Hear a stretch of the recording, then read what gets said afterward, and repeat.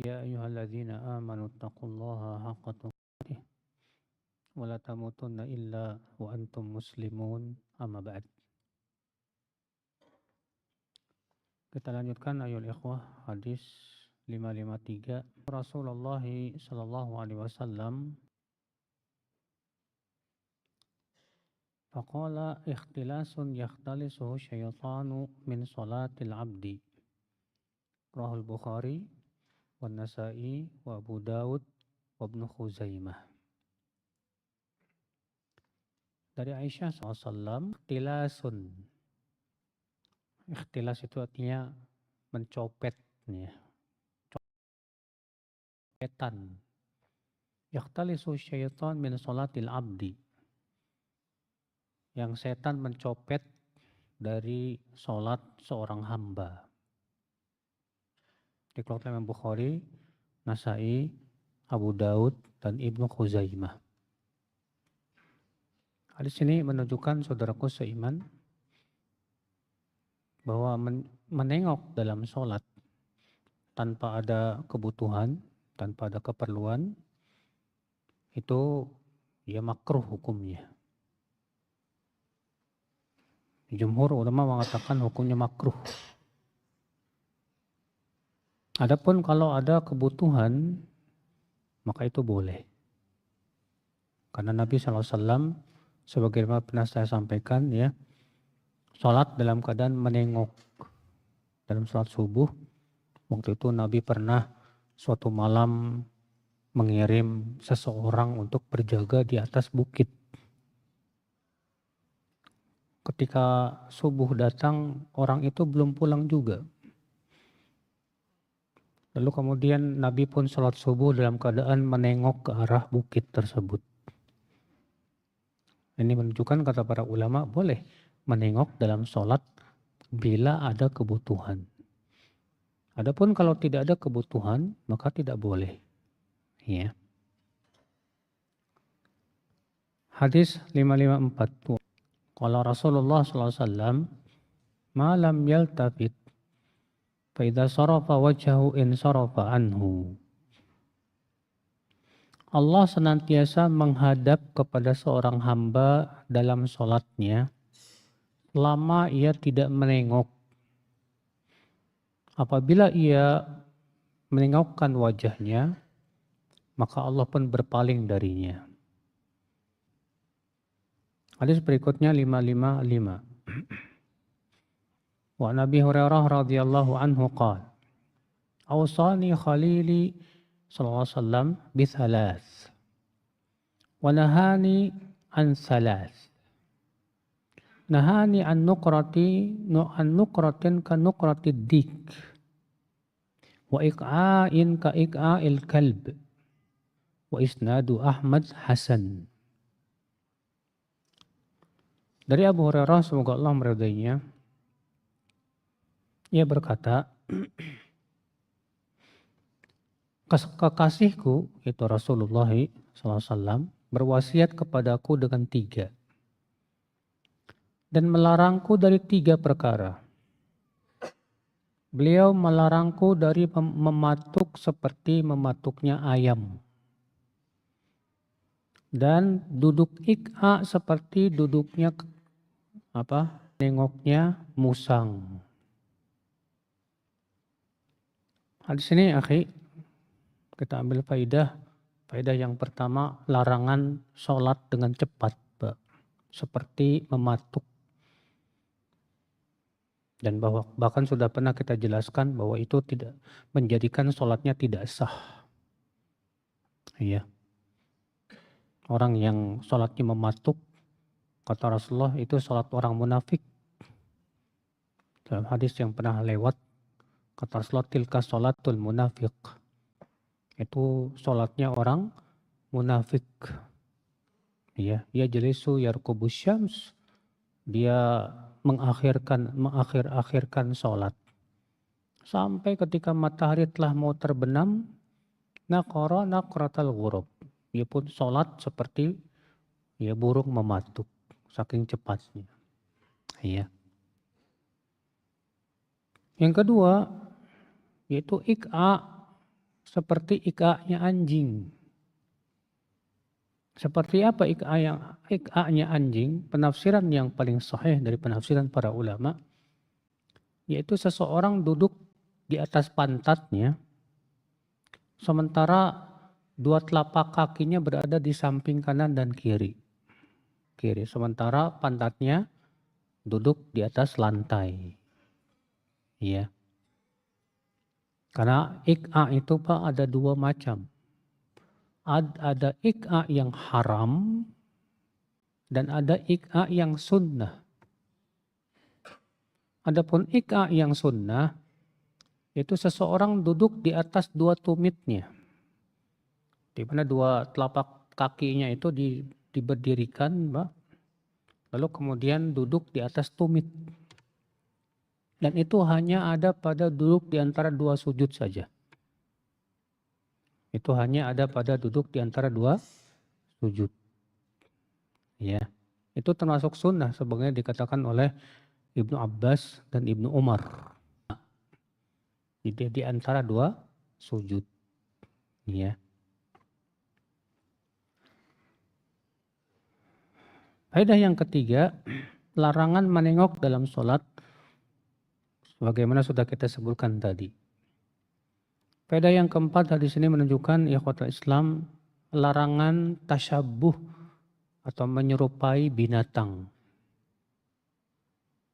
Karena Nabi di sini kata Abu Hurairah melarangku yang pertama mematuk seperti mematuknya apa? Dik ayam.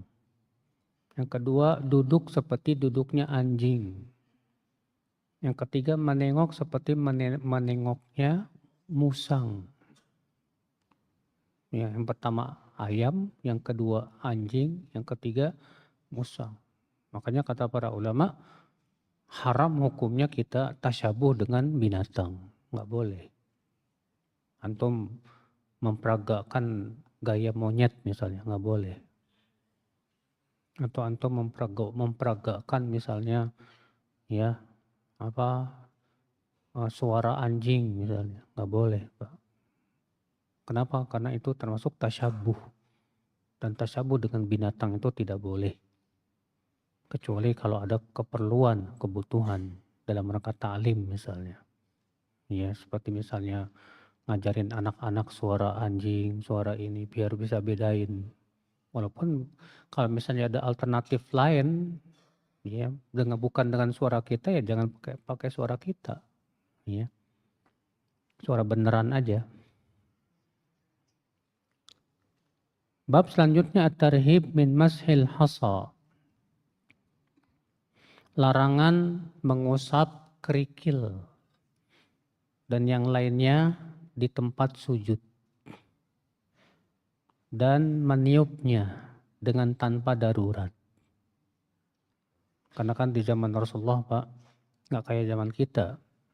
Kalau kita kan sholatnya di atas karpet ya, permadani. Kalau di zaman Rasulullah SAW itu yang namanya masjid itu ya pasir aja begitu.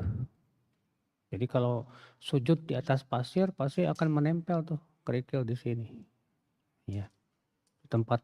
Di tempat sujudnya juga ada kerikil-kerikil begitu. Nah, Nabi SAW melarang. Ya. Hadis 556 an Mu'ayyqib radhiyallahu anhu anna Nabi SAW qala la tamsah wa anta tusalli fa in kunta la budda fa'ilan fa wahidah taswiyatal hasa. Rahul Bukhari wa Muslim wa Tirmidzi wa Nasa'i wa Abu Daud wa Ibnu Majah. Jangan kamu mengusap dalam keadaan kamu sedang sholat. Jika kamu harus mengusap, cukup satu kali saja. Yaitu taswiyat al-hasa. Maksudnya yaitu mengusap kerikil. Baik yang ada di tempat sujud maupun yang nempel di mana? Di jidat. Boleh, tapi Nabi hanya memberikan kesempatan sekali saja. Lebih dari itu tidak boleh. Ya. Kenapa Nabi melarang, Pak? Dalam riwayat yang lain disebutkan, ikhwatul Islam, saudaraku seiman, apa hikmahnya itu?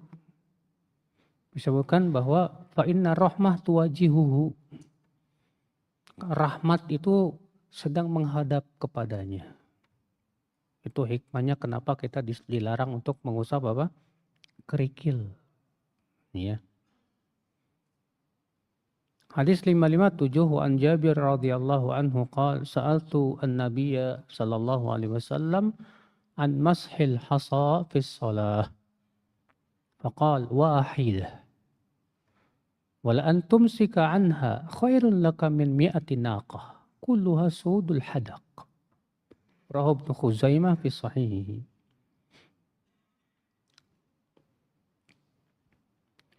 Dari Jabir semoga Allah meridainya, ia berkata, aku bertanya kepada Rasulullah SAW tentang mengusap dalam sholat. Ya. Kata Nabi SAW apa? Cukup sekali saja.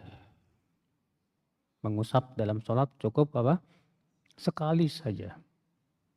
Dan kamu menahan untuk tidak mengusap, itu lebih baik daripada 100 ekor unta yang matanya itu sudul hadak. Matanya itu yang hitamnya itu bulat.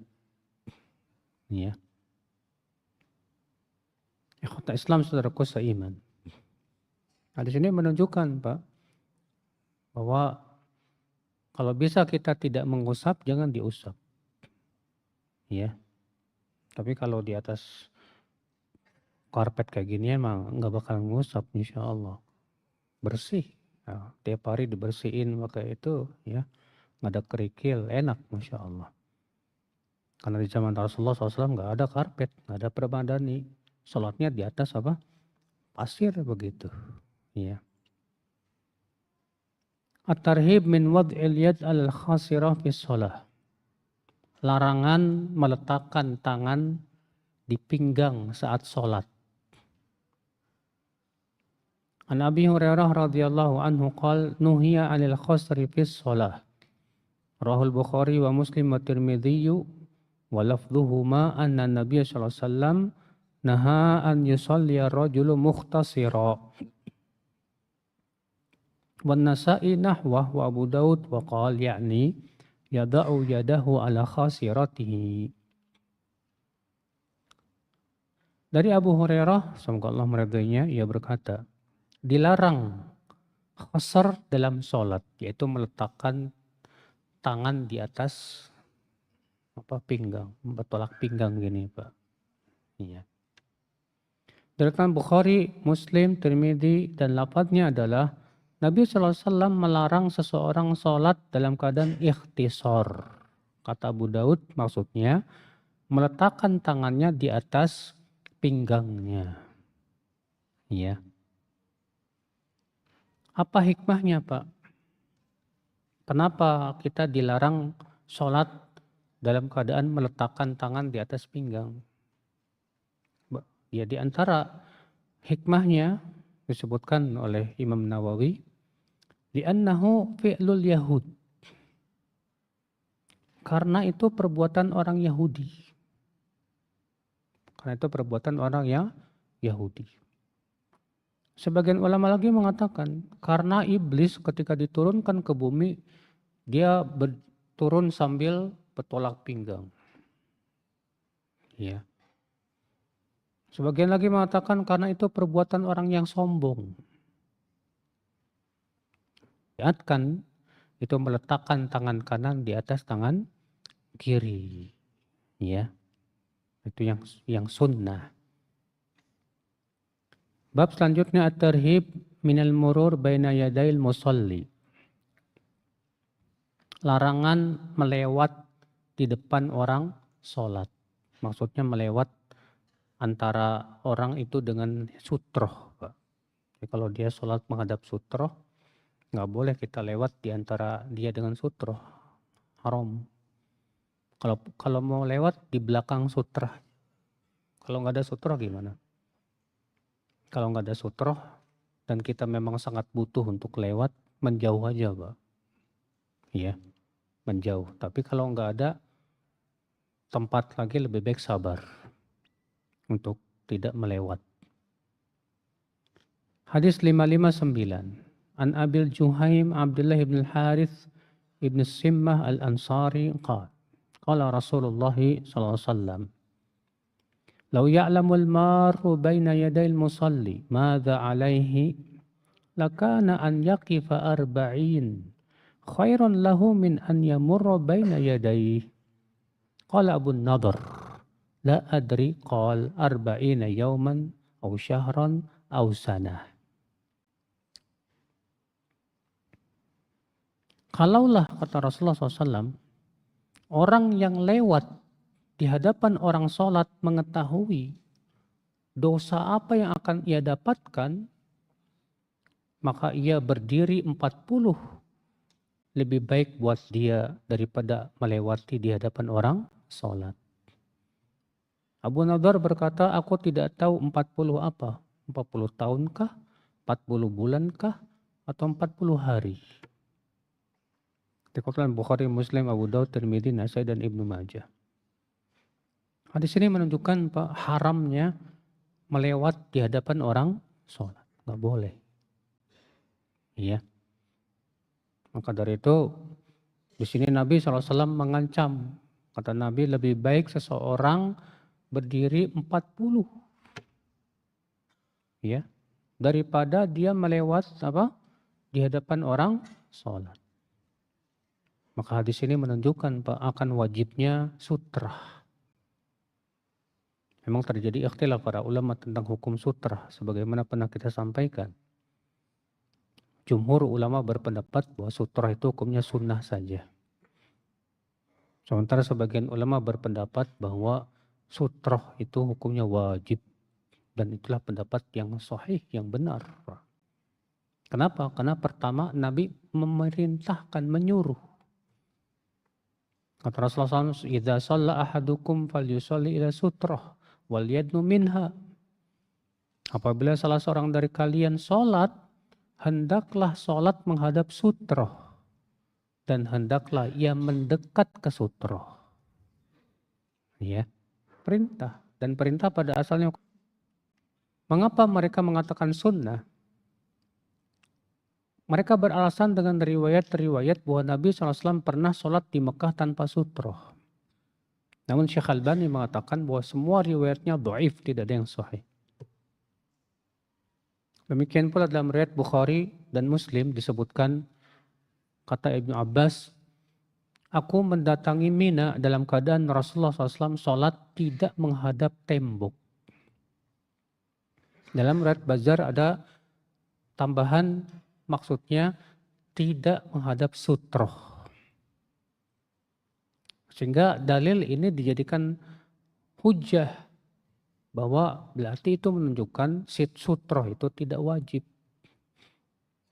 Namun dijawab bahwa pertama, riwayat Al-Bazzar itu dhaif, tidak bisa dijadikan hujah.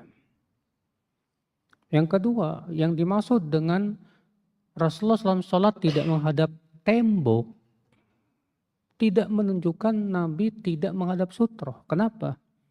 Karena kebiasaan Rasulullah SAW kalau safar itu bawa tombak, Pak. Kebiasaan Nabi SAW kalau safar bawa apa? Tombak. Untuk apa? Untuk dijadikan sutroh dalam sholat. Itu kebiasaan Rasulullah SAW. Ya. Maka dari itu pendapat yang paling kuat adalah pendapat yang mengatakan wajibnya memakai sutroh. Kenapa? Karena dengan sutroh akan menghindarkan orang untuk berbuat dosa, Pak. Ya. Tidak menyusahkan orang gara-gara kita nggak pakai sutroh, orang mau lewat jadi susah.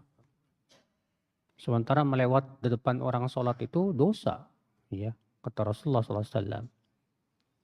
Hadis 560, wa an Abi Sa'idin Al-Khudri radhiyallahu anhu qala sami'tu Rasulullah sallallahu alaihi wasallam yaqul, "Idza shalla ahadukum ila syai'in yasturuhu minan nas, fa arada ahadun an yajtaza baina yadayhi, falyadfa' fi nahri.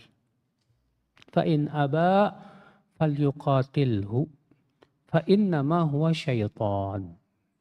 Wa fi lafdhin idza kana ahadukum yusalli fala yada ahadan yamurru baina yadayhi wal yadra'hu mastata' fa in aba falyuqatilhu fa innama huwa syaitan. Rahul Bukhari wa Muslim. Dari Abu Sa'id Al-Khudri, semoga Allah meridainya, ia berkata, aku mendengar Rasulullah SAW bersabda,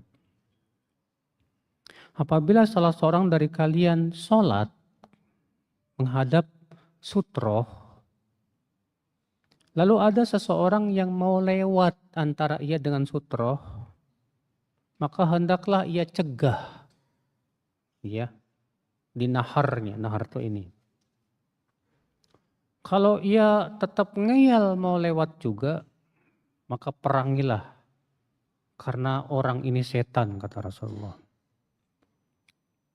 Dan dalam lafaz yang lain, apabila salah seorang dari kalian sholat, jangan biarkan seorang pun lewat di depan kalian. Tahanlah sesuai kemampuan dia. Jika dia tetap saja mau lewat, perangi dia. Artinya cegah. Karena sesungguhnya dia itu setan. Dari Bukhari, Muslim, Abu Daud, dan yang lainnya. Hadis ini menunjukkan, Pak, perintah Nabi untuk mencegah orang yang mau lewat di depan kita, Pak. Iya, cegah. Ini menunjukkan bergerak dalam sholat untuk kebutuhan gak masalah. Boleh ya. Bahwa orang yang ngeyel tetap pengen lewat itu setan, Pak. Rasulullah menyebutnya sebagai apa? Setan.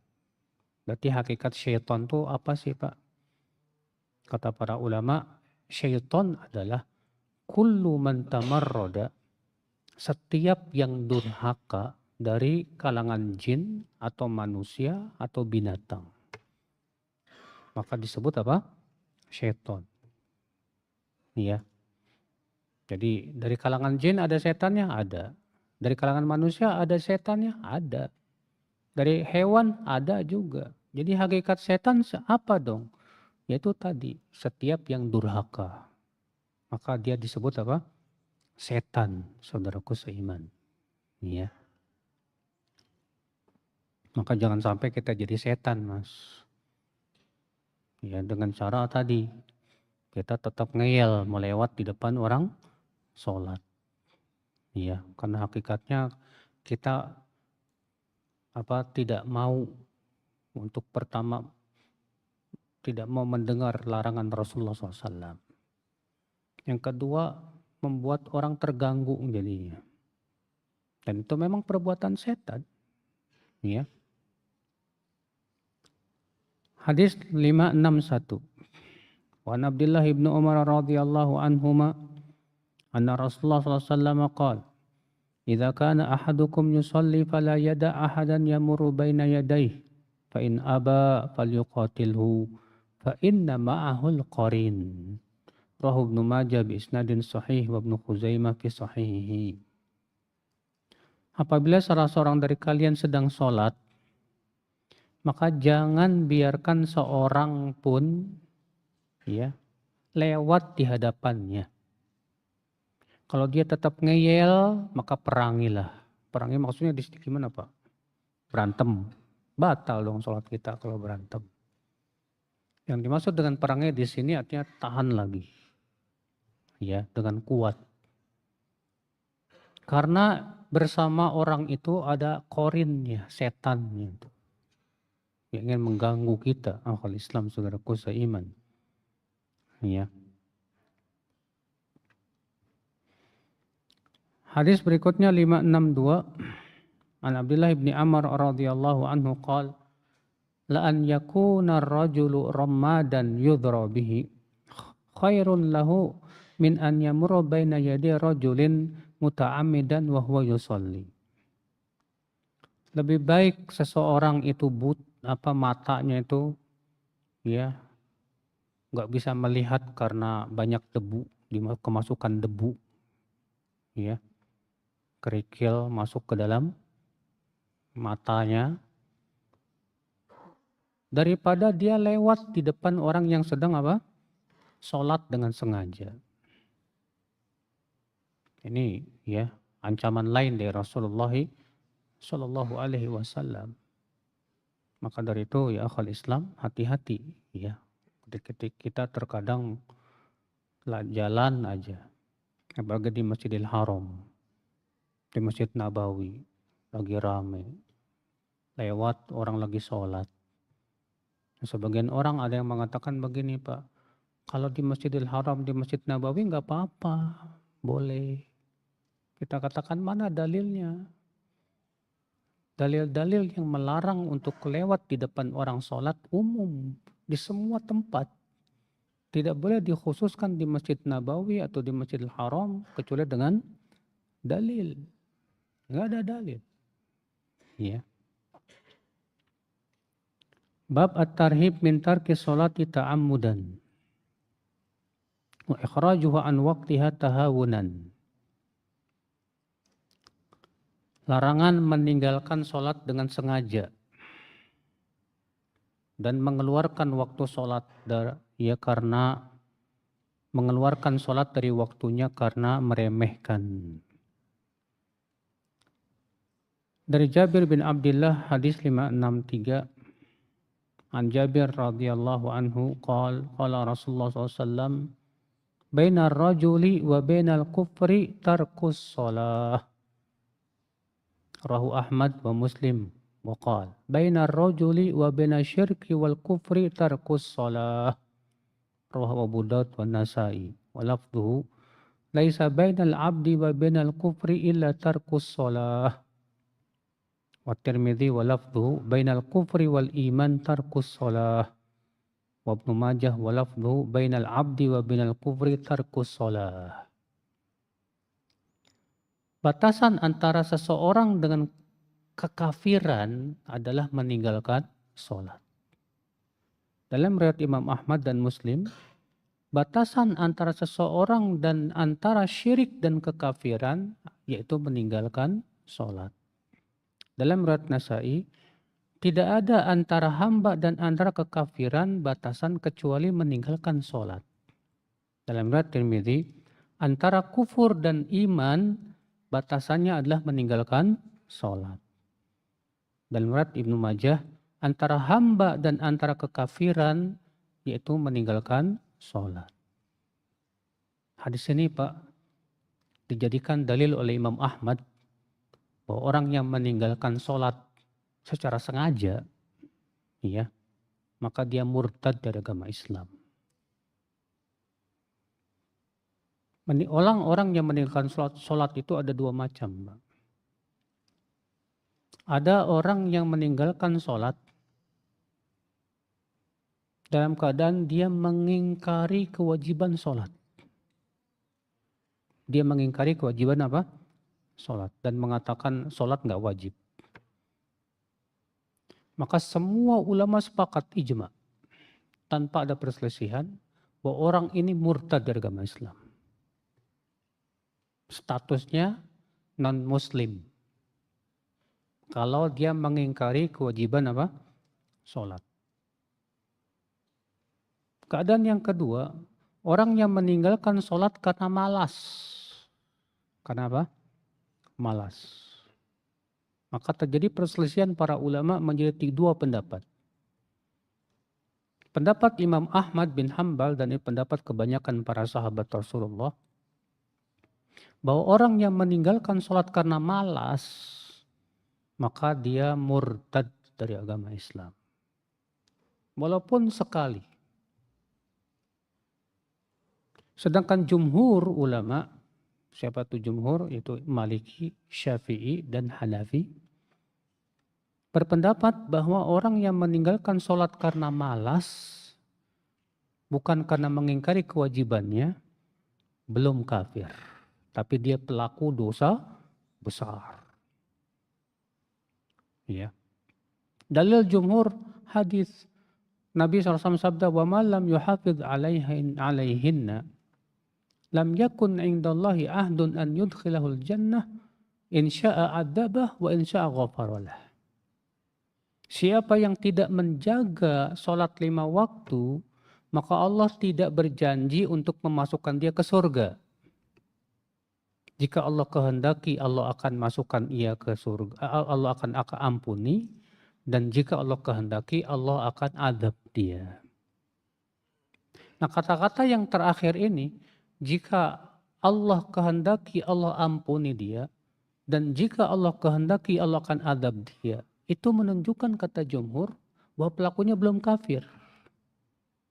Kenapa? Karena ini sifat pelaku dosa besar.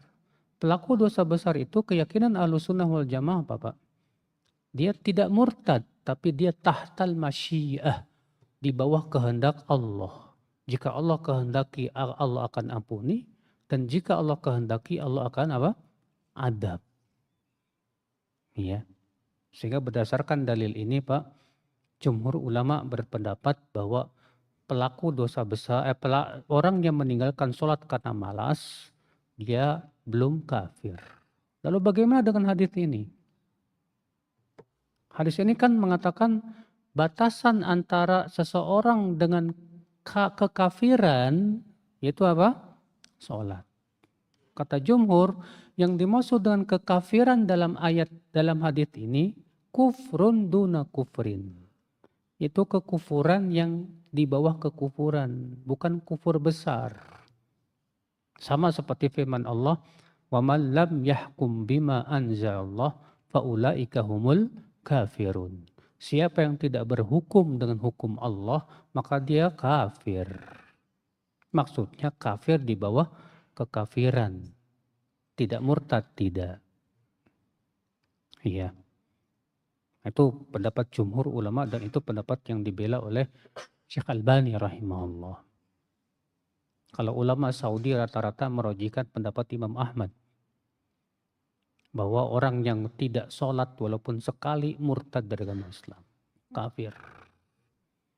Statusnya apa? Non-muslim.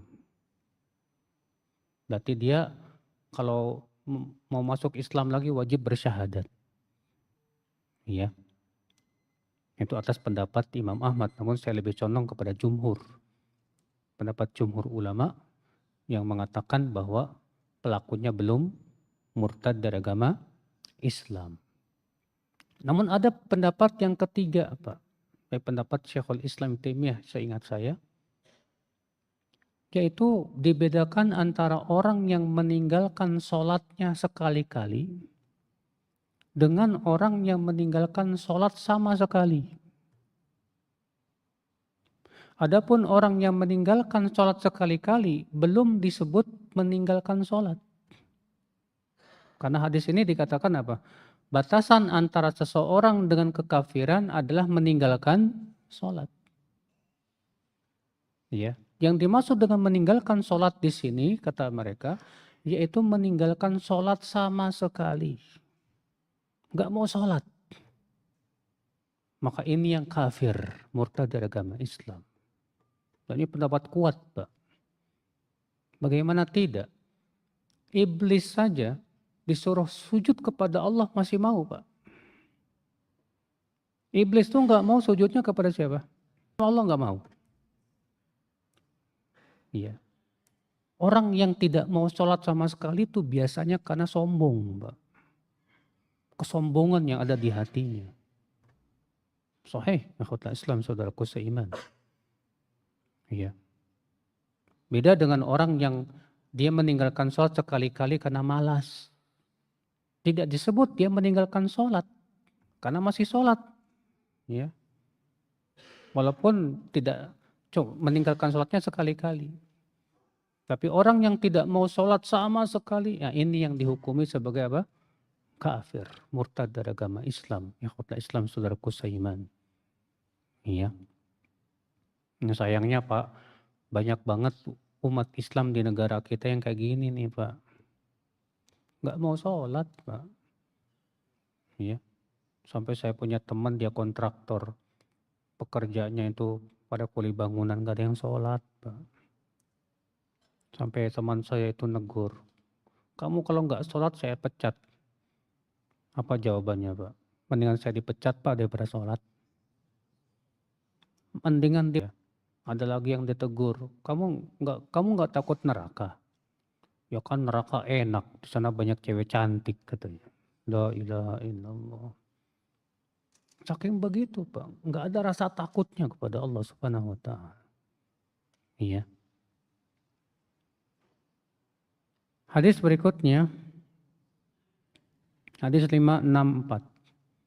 Wa an Buraidah radhiyallahu anhu qala sami'tu Rasulullah SAW yaqul al-ahdu alladhi bainana wa bainahum as-salah faman tarakaha faqad kafar. Rawahu Ahmad wa Abu Daud wa Nasa'i wa Tirmidzi. Wa qala haditsun hasanun sahih. Perjanjian antara kita dan antara mereka adalah salat. Maka siapa yang meninggalkan salat, maka sungguh ia telah kafir, kata Rasulullah SAW. Iya. Sudah kita jelaskan tadi perselisihan para ulama tentang masalah itu. Wan Abdullah bin Syaqiq al-Uqaili, hadis 565. Radhiyallahu anhu qala kana ashabu Muhammadin sallallahu alaihi wasallam la yarawna syai'an minal a'mali tarkuhu kufran ghairas shalah. Rahu Tirmidzi. Abdullah bin Syaqiq al-Uqaili berkata, adalah para sahabat Nabi Muhammad sallallahu alaihi wasallam tidak memandang sesuatu dari amal yang bila ditinggalkan pelakunya yang menjadi kafir selain sholat. Dan ini hujah Imam Ahmad. Imam Ahmad berhujah dengan perkataan Abdullah bin Syaqiq ini. Kata Abdullah bin Syaqiq apa? Para sahabat tidak pernah melihat suatu amalan apabila ditinggalkan pelakunya jadi kafir kecuali sholat. Berarti ini pendapat para sahabat. Dan para sahabat generasi yang paling alim, paling paham. Itu menunjukkan kata Imam Ahmad bahwa orang yang meninggalkan sholat murtad dari agama Islam. Iya. Kalau atas pendapat Imam Ahmad, mungkin di Indonesia Muslim minoritas nih Pak. Karena banyak orang Islam di negeri kita yang nggak sholat Pak. Atau sekali-kali meninggalkan sholat karena malas. Atas pendapat mazhab Imam Ahmad, kafir dia, murtad, bukan Islam. Kalau pendapat jumhur, belum kafir. Kecuali kalau dia mengingkari kewajiban apa? Sholat. Ikhwata Islam, saudaraku seiman, rahimani wa rahimakumullah jami'an. Ya. Hadis 566. Wa an Thauban radhiyallahu anhu qala sami'tu Rasulullah SAW yaqul bainal abdi wa bainal kufri wal imani as-salah fa idza tarakaha faqad asyrak. Batasan antara hamba dan antara kekafiran dan keimanan yaitu salat. Apabila dia meninggalkan salat, maka sungguh ia telah berbuat syirik. Dalam hadis ini Nabi menyebut orang yang meninggalkan sholat berbuat syirik. Dari sisi apa syiriknya Pak?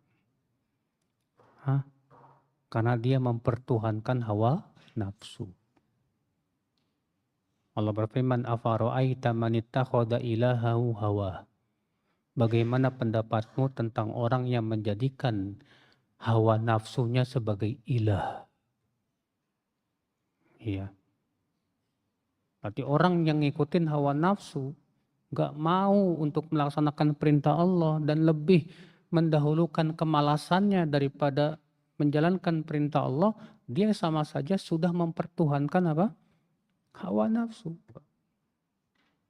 Makanya Syekhul Islam Taimiyah mengatakan, orang yang berbuat maksiat itu ada jenis yang mempertuhankan hawa nafsu.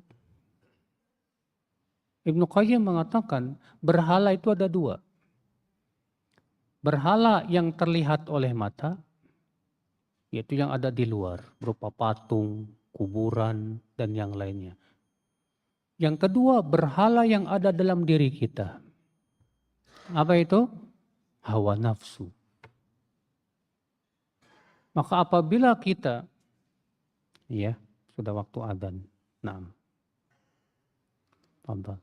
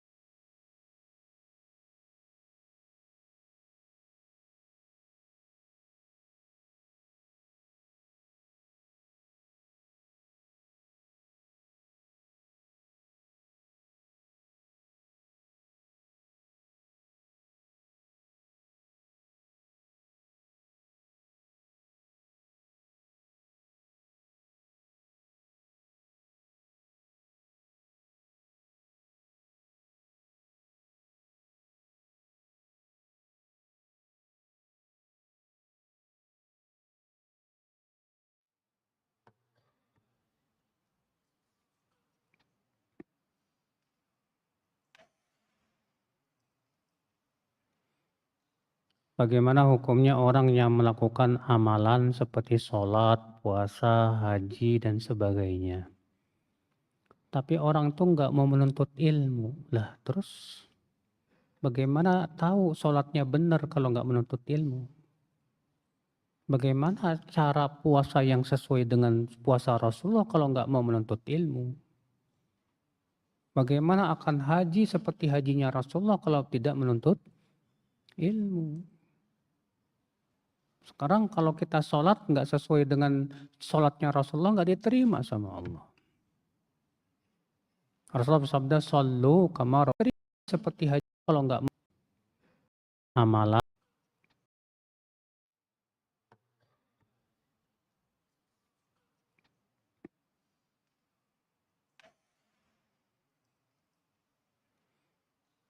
Bagaimana hukumnya orang yang melakukan amalan seperti sholat, puasa, haji, dan sebagainya. Tapi orang tuh nggak mau menuntut ilmu. Lah terus bagaimana tahu sholatnya benar kalau nggak menuntut ilmu? Bagaimana cara puasa yang sesuai dengan puasa Rasulullah kalau nggak mau menuntut ilmu? Bagaimana akan haji seperti hajinya Rasulullah kalau tidak menuntut ilmu? Sekarang kalau kita sholat nggak sesuai dengan sholatnya Rasulullah nggak diterima sama Allah. Rasulullah bersabda, "Shallu kama ra'aitumuni usolli." Sholatlah kalian sebagaimana kalian melihat aku sholat. Terus mau bikin sholat sendiri. Iya. Akhirnya harus. Cuman kan di sana ada ilmu-ilmu yang hukumnya fardu ain, Pak. Ada lagi ilmu yang sifat hukumnya itu fardu kifayah. Adapun yang fardu ain, maka semua muslim wajib belajar. Kalau tidak berdosa dia. Apa itu? Yaitu mempelajari ilmu yang meluruskan keimanan kita. Berupa ilmu tauhid, akidah. Demikian pula ibadah-ibadah yang wajib atas kita.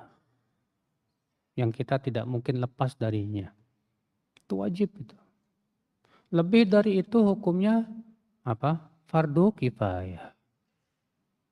Mempelajari ilmu usul fikih, kaidah fikih, ilmu bahasa Arab, itu hukumnya fardu kifayah saja, bukan fardu ain. Jadi yang ya dia tidak mau menuntut ilmu yang mana ini? Ilmu yang fardu ain atau fardu kifayah? Kalau dia tidak mau menuntut ilmu yang fardu kifayah karena sudah banyak yang mempelajarinya, dia tidak dosa. Tapi kalau dia tidak menuntut ilmu yaitu yang sifatnya fardu ain, dosa dia.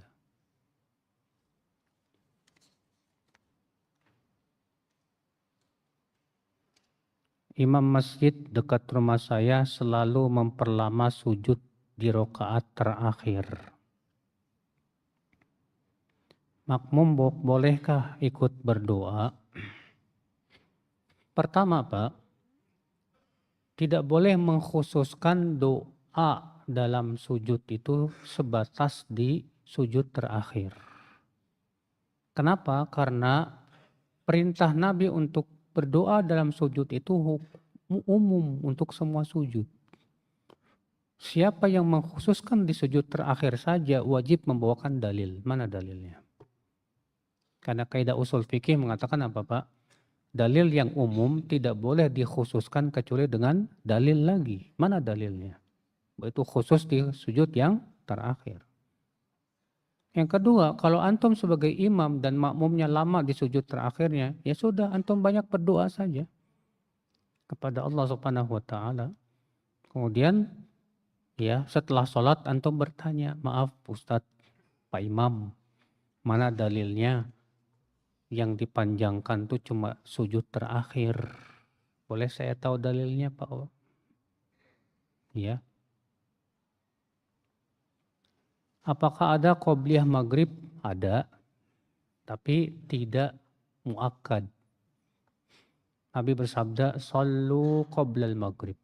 Sallu qoblal maghrib. Sallu qoblal maghrib liman sya'a."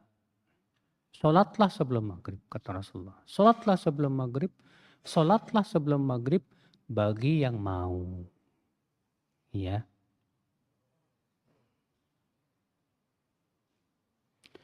Apakah boleh membaca sebelum adzan innallaha wa malaikatahu yusholluna 'alan nabi? Muadzin tidak disyariatkan sholawat, Mas. Yang disyariatkan sholawat itu orang yang mendengarkan adzan dan menjawab adzan. Makanya Nabi mengatakan apa?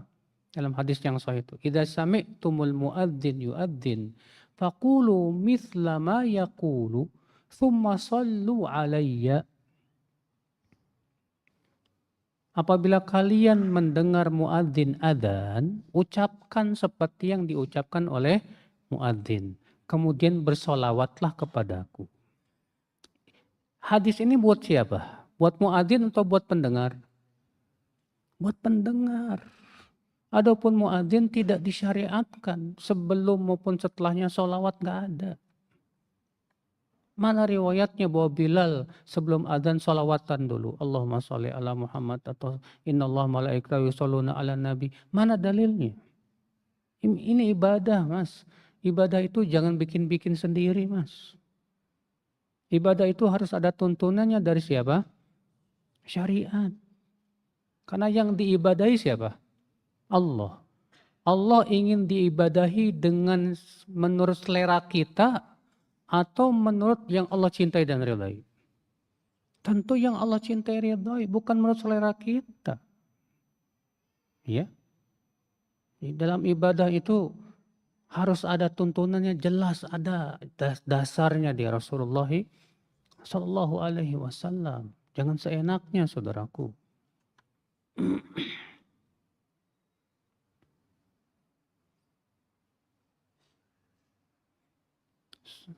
Waktu masih SMA pernah sholat jadi makmum di belakang orang.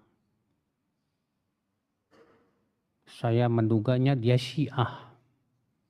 Karena saya ingat gerakan sholatnya aneh. Tangannya selalu di samping. Dan ada batu di tempat sujudnya. Iya. Wallahu alam, barangkali memang itu Syiah. Cuman kalau orang yang sholatnya nggak sedekap itu tidak bisa dikatakan Syiah juga, Pak. Karena ada salah satu madhab dari 4 madhab yang punya keyakinan tidak disyariatkan sedekap. Saya kalau nggak salah madhab Hanafi atau Maliki, saya lupa. Mereka kalau sholat itu nggak sedekap, lurus. Ya, tapi itu pendapat yang lemah. Ya, maka dari itu kalau ada orang yang sholatnya lurus begini ya tidak bisa kita langsung cap ini Syiah. Enggak. Ya. Apakah larangan duduk ik'a dalam sholat saja atau di luar sholat? Kan ilatnya adalah karena itu duduknya anjing.